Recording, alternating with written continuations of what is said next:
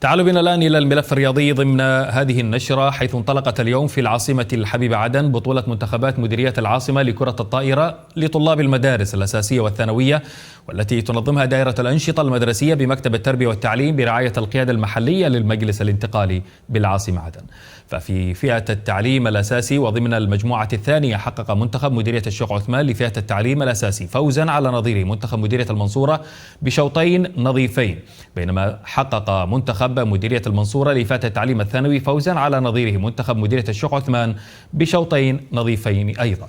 من جانب آخر، أقرت اللجنة المنظمة للبطولة فوز منتخبي مديرية صيرة لفئتي التعليم الأساسي والثانوي في أولى مباريات المجموعة الأولى بعد تأخر منتخبي مديرية خور مكسر عن حضوره في الوقت القانوني لانطلاق المباراتين.